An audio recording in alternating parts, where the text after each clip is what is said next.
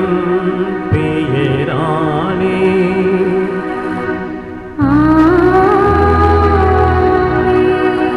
நம் ஆண்டவராகிய இயேசு கிறிஸ்துவின் அருளும் கடவுளின் அன்பும் தூய ஆவியாரின் நல்வுறவும் உங்கள் அனைவரோடும் இருப்பதாக.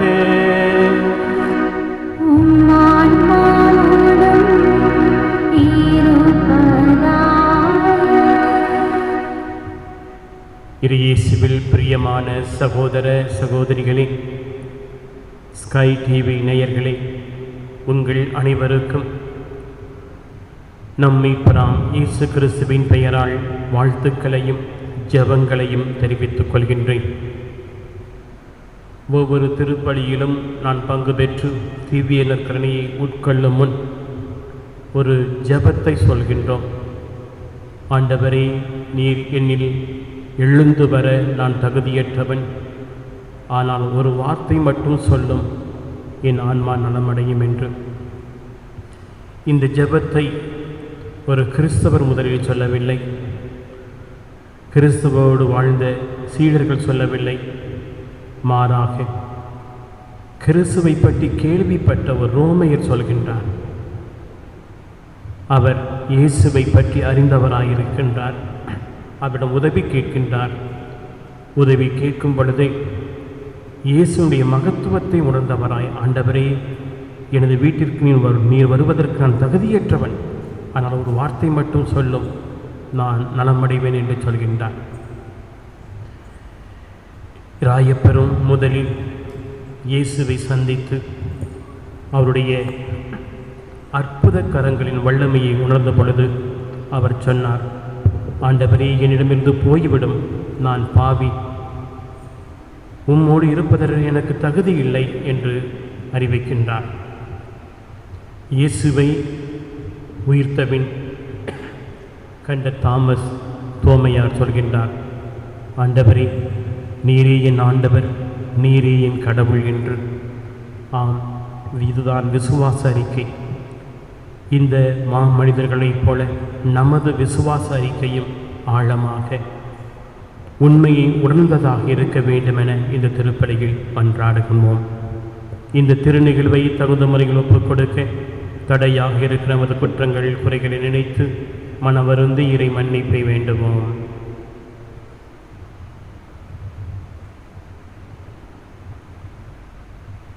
எல்லாம் வல்ல இறைவனிடமும் சகோதர சகோதரிகளே, உங்களிடமும் நான் பாவி என்று ஏற்றுக்கொள்கிறேன்.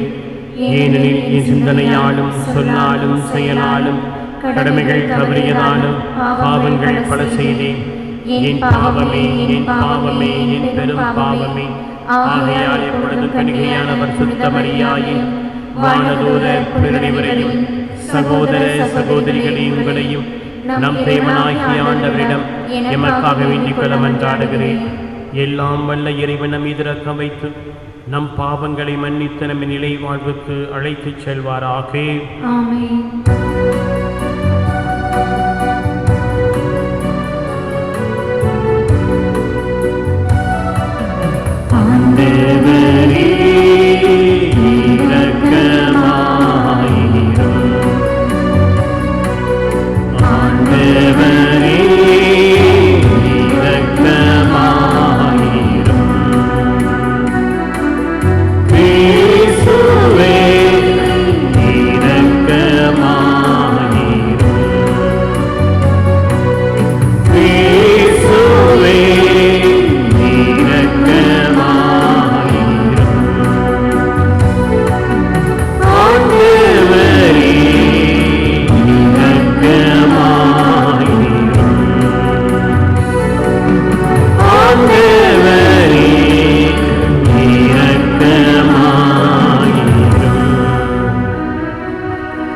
மன்றாடுவோமாக. அனைத்தையும் படைத்தவரும் ஆள்பவருமான இறைவா, எங்களை கடைக்கண் நோக்கி உமது ஆசையை கொடுத்தருளும். அதனால் உமது பரிவிரக்கத்தின் செயலாற்றலை உணர்ந்து உமக்கு முழுமையான இதயத்தோடு நாங்கள் ஊழியம் புரிய அருள் புரிவீராக. உம்மோடு என்றென்றும் வாழ்ந்து ஆட்சி செய்கின்றவரும் எங்கள் ஆண்டவரும் திருமகனுமாகிய இயேசு கிறிஸ்து வழியாக உம்மை மன்றாடுகின்றோம்.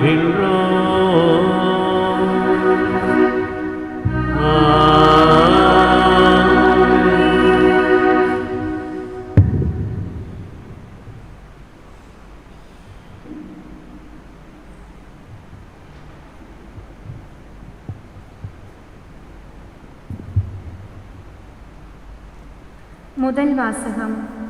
எல்லா மனிதரும் மீட்பு பெறவும் உண்மையை அறிந்துணரவும் வேண்டுமென கடவுள் விரும்புகிறார்.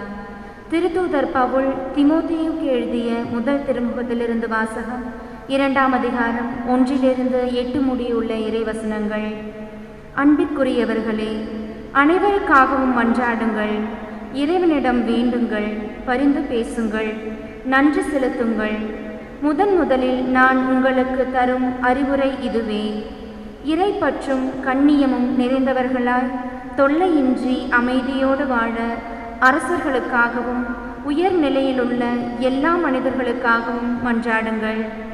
இதுவே நம் மீட்பராகிய கடவுளின் முன் சிறந்தது ஏற்புடையதுமாகும்.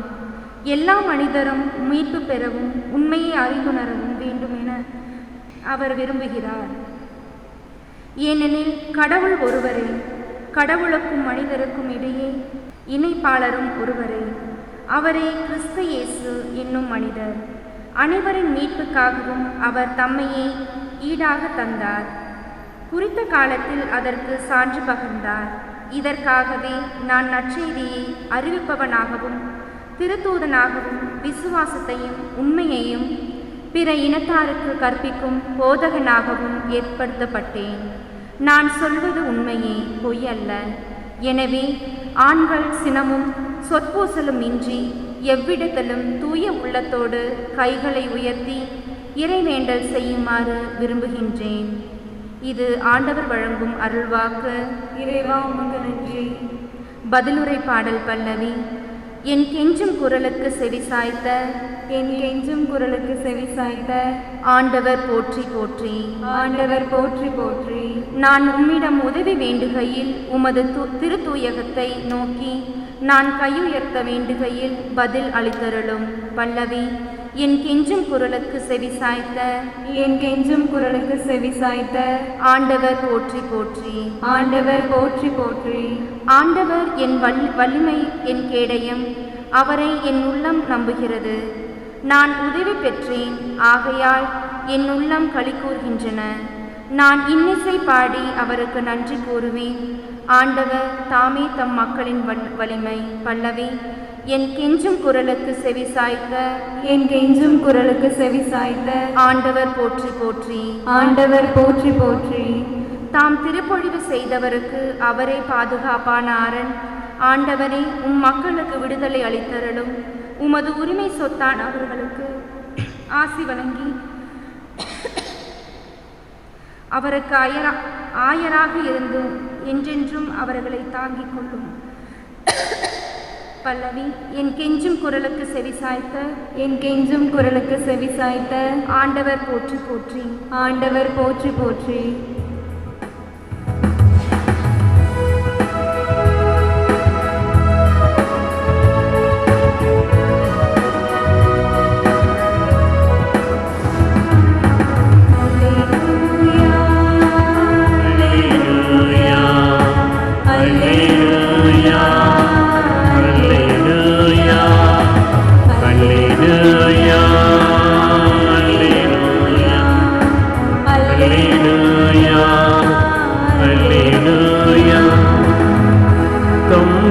மகன் மீது நம்பிக்கை கொள்ளும் எவரும் அழியாம நிலை வாழ்வு பெறும் பொருட்டு அந்த மகனையே அளிக்கும் அளவுக்கு கடவுள் உலகின் மீது அன்பு கூர்ந்தார்.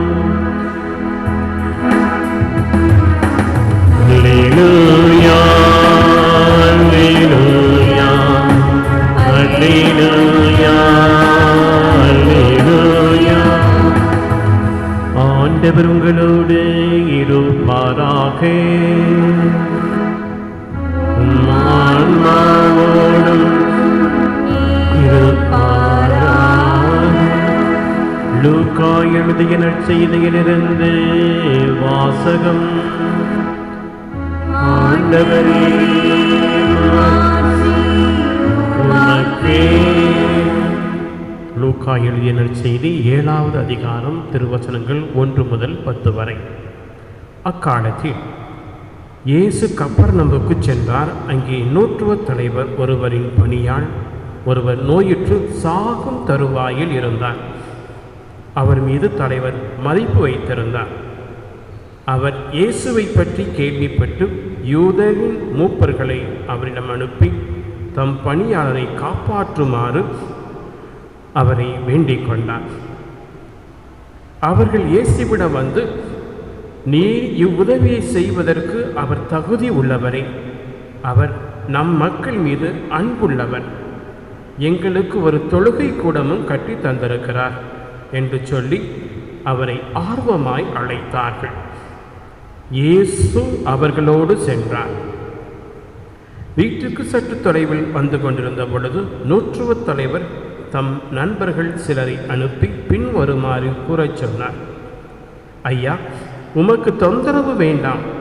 நீர் என் வீட்டிற்குள் அடியெடுத்து வைக்க நான் தகுதியற்றவன். உம்மிடம் வரவும் என்னை தகுதி உள்ளவனாக நான் கருதவில்லை. ஆனால் ஒரு வார்த்தை மட்டும் சொல்லும், என் ஊழியன் நலமடைவான் என்றார். நான் அதிகாரத்துக்குட்பட்டவன். என் அதிகாரத்துக்குட்பட்ட படை வீரர்களும் உள்ளன. நான் ஒருவரிடம் செல்க என்றால் அவன் செல்கிறான், வேறு ஒருவரிடம் வருக என்றால் அவன் வருகின்றான். என் பணியாளரை பார்த்து இதை செய்க என்றால் அவன் செய்கின்றான். இதை கேட்ட இயேசு அவரை குறித்து வியப்புற்றார். தம்மை பின்தொடரும் மக்கள் கூட்டத்தினரை திரும்பி பார்த்து, இஸ்ரேலிடத்தில் கூட இத்தகைய நம்பிக்கையை நான் கண்டதில்லை என உங்களுக்கு சொல்கின்றேன் என்றார். அனுப்பப்பட்டவர்கள் வீட்டுக்கு திரும்பி வந்த பொழுது அப்பணியாள் நலமுற்றிருப்பதை கண்டார்கள். இது வாழ்வு தரும் கிறிஸ்துவின் நற்செய்தி.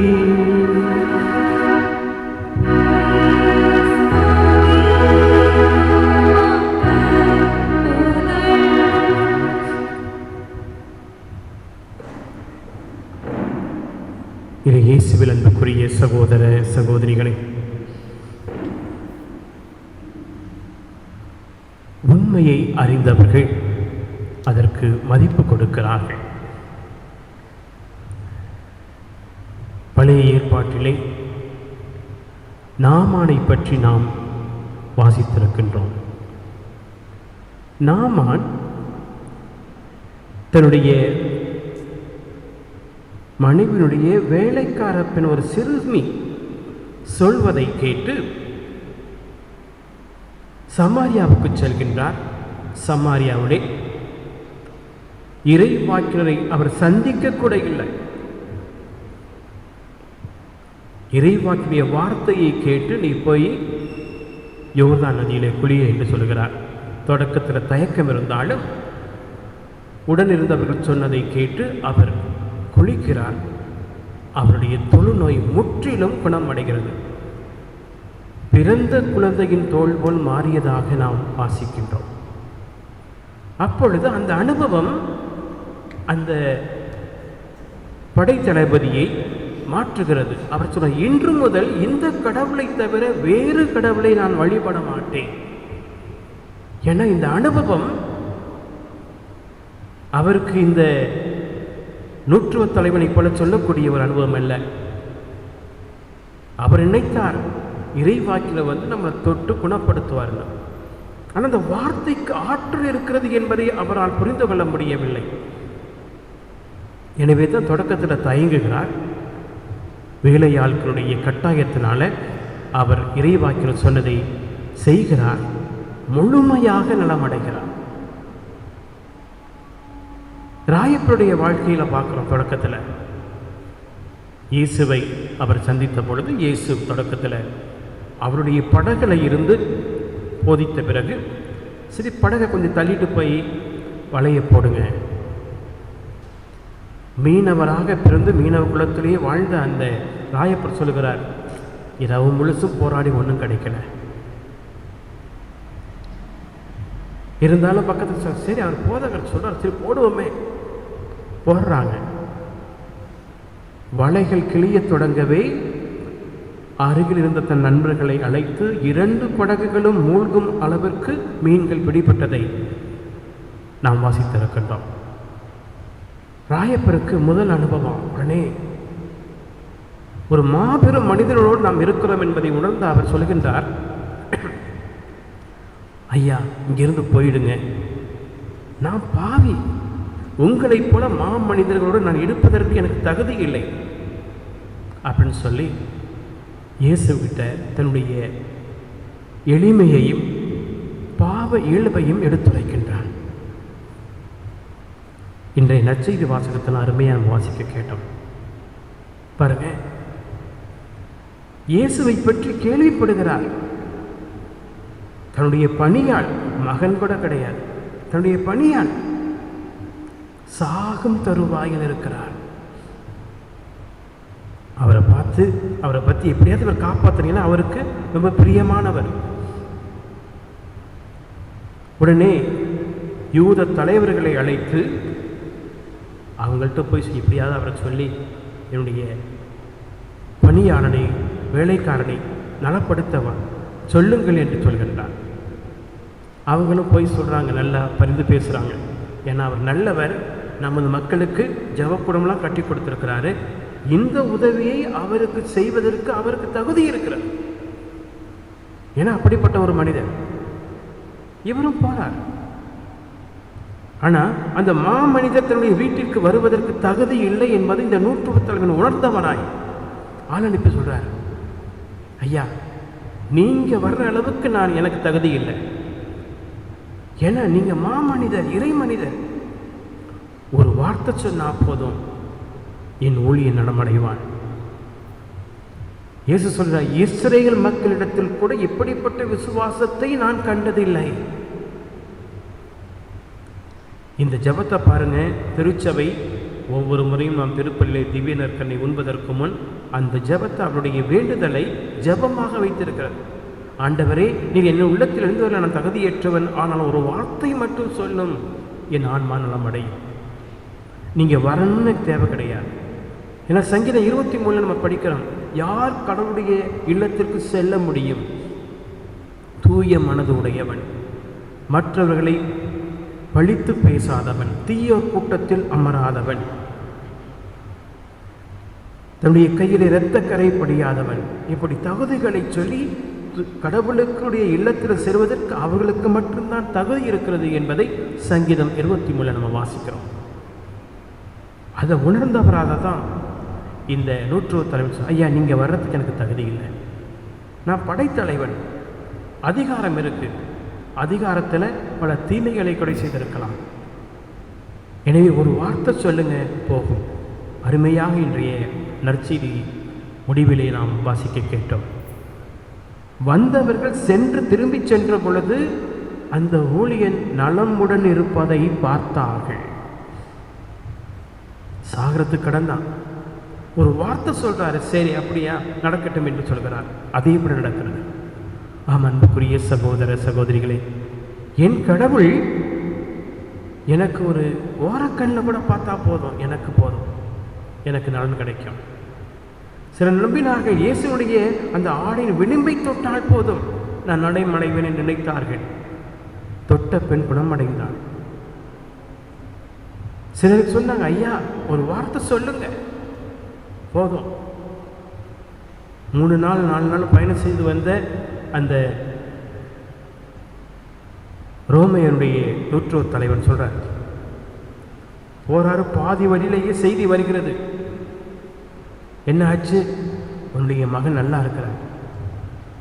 என இயேசு சொல்லியிருந்தார், நீ போ, உன் மகன் நலமடைவான் அப்படின்னா அவர் குதிரையில ஏறக்குறைய 3 நாள் பயணம் செஞ்சிருக்கணும்.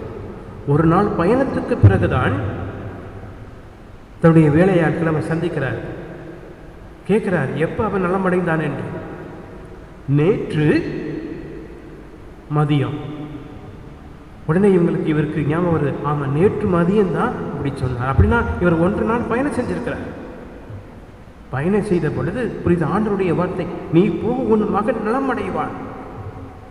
அன்புக்குரிய சகோதர சகோதரி, அப்படிப்பட்ட ஆழமான விசுவாசம். என் ஆண்டவர் என்னை தொட வேண்டாம், அந்த அளவுக்கு நான் தகுதி இல்லை, ஆனால் ஒரு வார்த்தை சொன்னால் போதும், என்னுடைய ஆன்மா நலமடையும், என்னுடைய பிரச்சனைகள் தீரும், என்னுடைய வாழ்க்கையில் மாற்றம் இருக்கும் என்பதை உணர்ந்தவர்களாக வாழ வேண்டும். ஆண்டவரே, உன் கருணை கண்ணை, உன் ஓரக்கண்ணால் கூட எங்களை பார்த்தால் போதும், நாங்கள் வாழ்வு பெறுவோம் என்று நம்பிக்கையோடு ஆண்டவரிடம் திரும்புவோம். ஆண்டவர் நம்மளை ஆசீர்வதிக்கட்டும். ஆமென்.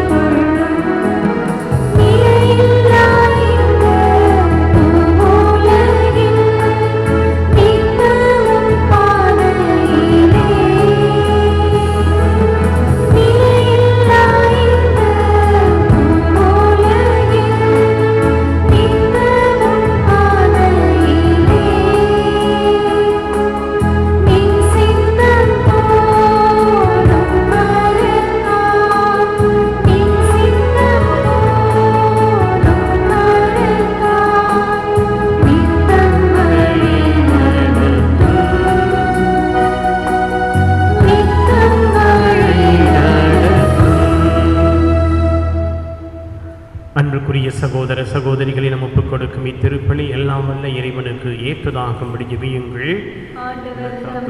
புகழ்ச்சிக்காகவும் ஆட்சிக்காகவும் நமது நன்மைக்காகவும் உலகத்தில் அவை அனைத்து நலனுக்காகவும் உமது கையிலிருந்து இப்பலியை ஏற்றுக்கொள்வாராக.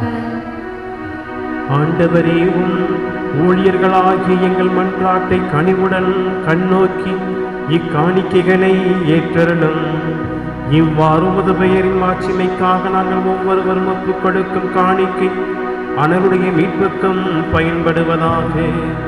எங்கள் ஆண்டவராகிய கிறிஸ்து வழியாக உம்மை மன்றாடுகின்றோம்.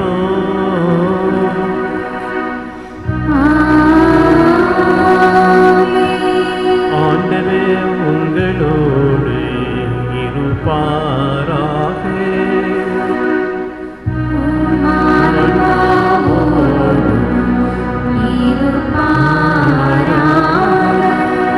இதயங்களை மேலே எழுப்புங்கள்.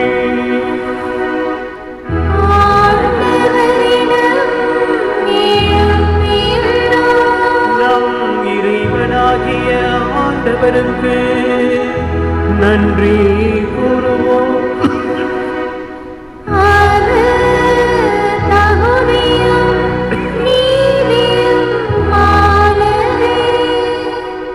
ஆண்டவரே, தூயவரான தந்தையே, என்றும் உள்ள எல்லாம் வல்ல இறைவா, இந்நாளுமே விடத்திரு நாங்கள் உமக்கு நன்றி செலுத்துவது மெய்யாகவே தகுதியும் நீதியுமாகும் எங்கள் கடமை மீட்புக்குரிய செயலும் ஆகும். உமது நன்மை மிகுதியால் எங்கள் ஆண்டவராகிய கிறிஸ்து வழியாக நீ மனிதராகி எங்களை படைத்தீர். நாங்கள் நீதியின்படி தண்டனைக்கு உரியவராயின் உமது இரக்க மிகுதியால் எங்களை மீட்டருளினே. அவர் வழியாகவே உமது வாழ்வை வானதூதர் புகழ்கின்றனர். தலைமை தாங்குவோர் உம்மை வழிபடுகின்றனர். அதிகாரம் செலுத்தோர் உமக்கு திருமுன் நடுங்குகின்றனர். வானகங்களும் அவற்றுள்ள ஆற்றல்களும் சொராபிகளும் ஒன்று கூடி அக்களித்து கொண்டாடுகின்றனர். அவர்களோடு எங்கள் குரலையும் சேர்த்துக் கொள்ளுமாறு நாங்கள் உம்மை தாழ்மையுடன் இறைஞ்சி புகழ்ந்து ஒன்றாக அக்களித்து போற்றுவதாவது.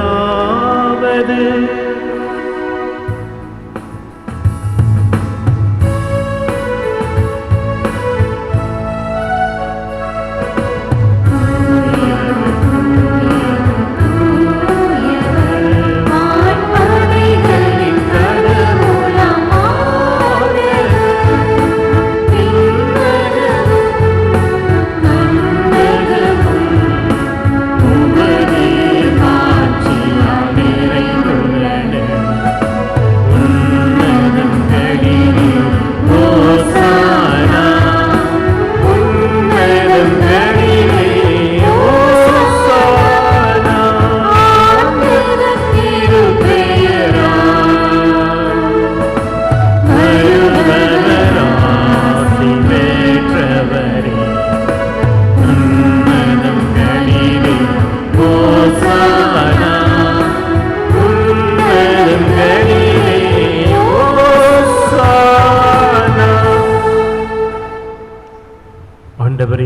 நீ மெய்யாகவே தூயவர், தூய்மை அனைத்துக்கும் ஊற்று.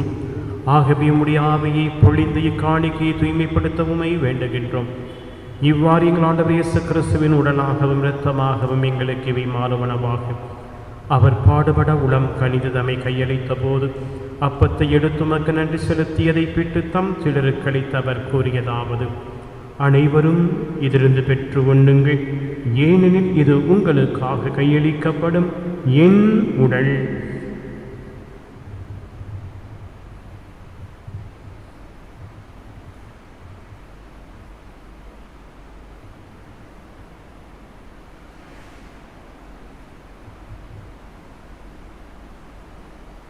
அவ்வண்ணமே இரவு விருந்தை அருந்தியபின் கிண்ணத்தை எடுத்து மீண்டும் உமக்கு நன்றி கூறி தம் சீடருக்கு அளித்து அவர் கூறியதாவது: அனைவரும் இதிலிருந்து பெற்று பருகுங்கள், ஏனெனில் இது புதிய நிலையான உடன்படிக்கைக்குரிய என் இரத்தத்தின் கிண்ணம்.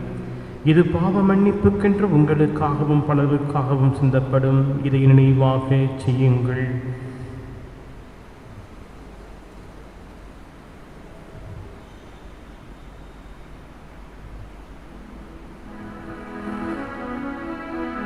நம்பிக்கையின் மறைபொருள்.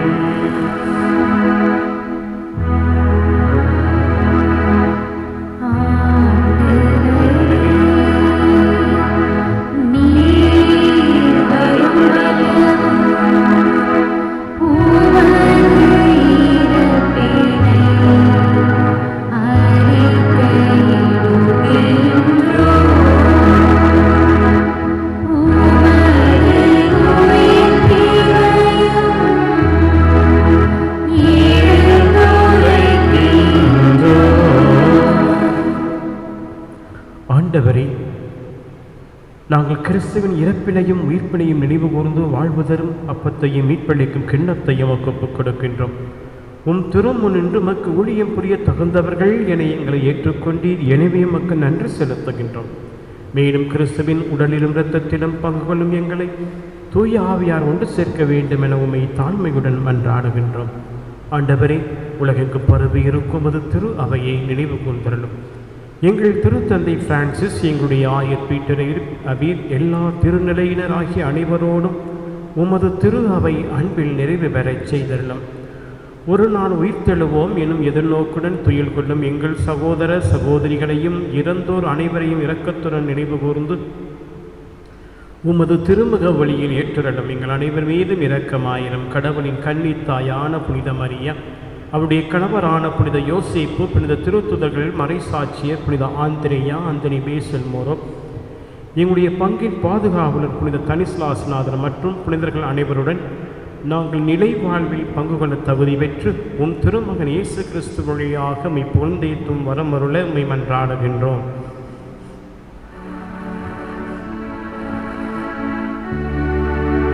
இவர் வழியாக இவரோடு இவரில் எல்லாம் வல்ல இறைவனாகிய தந்தையே, தூய ஆவியாரின் ஒன்றைப்பில் எல்லா புகழும் ஆட்சியும் என்றென்றும் உமக்கு உரியதே.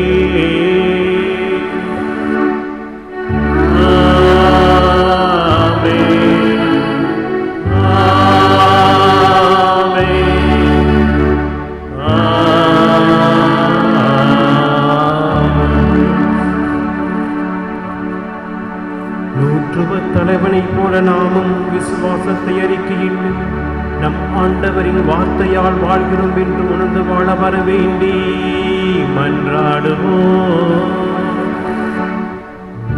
உலகில் இருக்கின்ற எங்கள் தந்தையே, உமது பெயர் தூயதென போற்றப் பெறுக. உமது ஆட்சி வருக.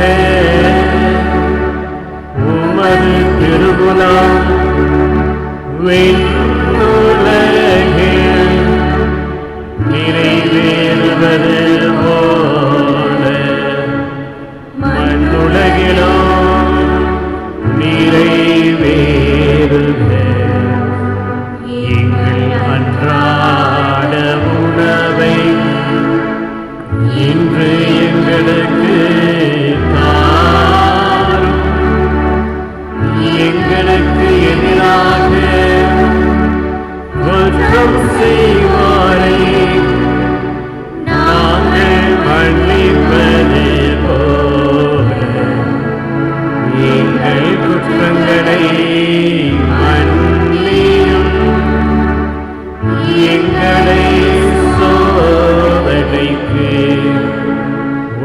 படுத்தாதையும் தீமைகளிலிருந்து எங்களை ரட்சித்தருளும். ஆண்டவரே, தீமைகள் அனைத்திலும் இருந்து எங்களை விடுவித்து எங்கள் வாழ்நாளின் அமைதியை கனிவுடன் அருள உம்மை மன்றாடுகின்றோம். உமது இரக்கத்தின் உதவியால் நாங்கள் பாவத்திலிருந்து எப்பொழுதும் விடுதலை பெற்று யாதொரு கலக்கமுமின்றி நலமாயிருப்போமாக. நாங்கள் எதிர்நோக்கியிருக்கும் பேரின்பத்திற்காகவும் எம் மீட்பராகிய இயேசு கிறிஸ்துவின் வருகைக்காகவும் காத்திருக்கின்றோம்.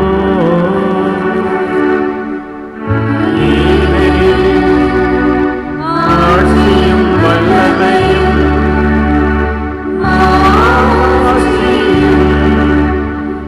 என்றென்றும் உமதே. ஆண்டவராகிய இயேசு கிறிஸ்துவே, அமைதியை உங்களுக்கு விட்டுச் சொல்கின்றேன், என் அமைதியை உங்களுக்கு அளிக்கின்றேன் என்று உமது திருத்தூதர்களுக்கு மொழிந்தீரே. எங்கள் பாவங்களை பாராமல் உமது திரு அவையின் நம்பிக்கையை கண்ணோக்கி உமது திருவுளத்துக்கு ஏற்பதற்கு அமைதியும் ஒற்றுமையும் அளித்தருள்வீராக. என்றென்றும் வாழ்ந்து ஆட்சி செய்கின்றவர் நீரே.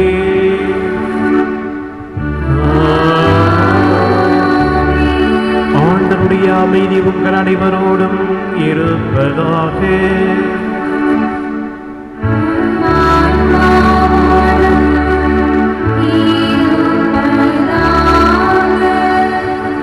ஒருவர் ஒருவருக்கு இறைவனுடைய அமைதியை பகிர்ந்து கொள்வோம்.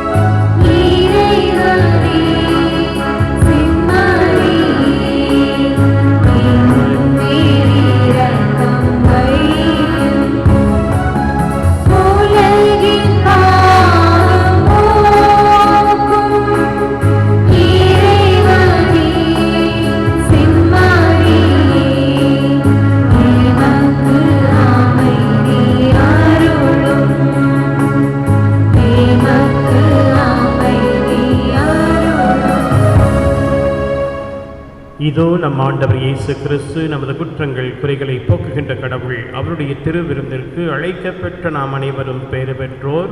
ஆண்டவரே, நீர் என் இல்லத்தில் எழுந்தருள நான் தகுதியேற்றவன். ஆனால் ஒரு வார்த்தை மட்டும் சொல்லியருளும், எனது ஆன்மா நலமடையும்.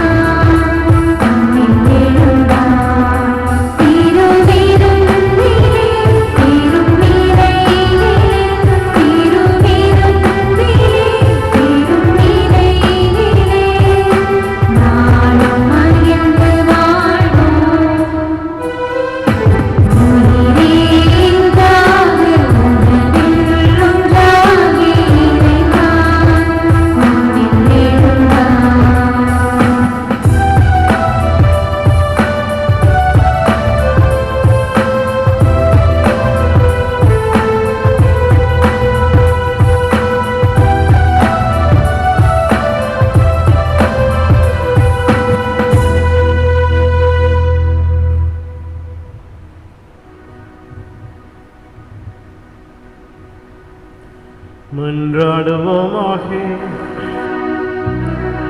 ஆண்டவரே, நாங்கள் பெற்றுக்கொண்ட விண்ணக கொடைகளின் செயலாற்றல் எங்கள் மனதையும் உடலையும் ஆட்கொள்ள உம்மை வேண்டுகின்றோம். அதனால் நாங்கள் எங்கள் வெறுப்புகளுக்கு இடம் கொடாமல் இத்திரு விருந்தின் பயனாக உமக்கு ஏற்ற வாழ்வு வாழச் செய்தருளும். எங்கள் ஆண்டவராகிய கிறிஸ்து வழியாக உம்மை மன்றாடுகின்றோம்.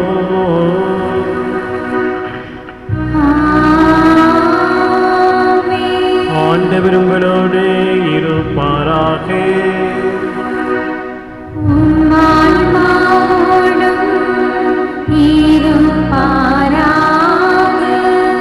எல்லாம் வல்ல இறைவன் தந்தை மகன் தூயாமியா உங்கள் அனைவரையும் விரைவாக ஆசீர்வதிப்பாராக.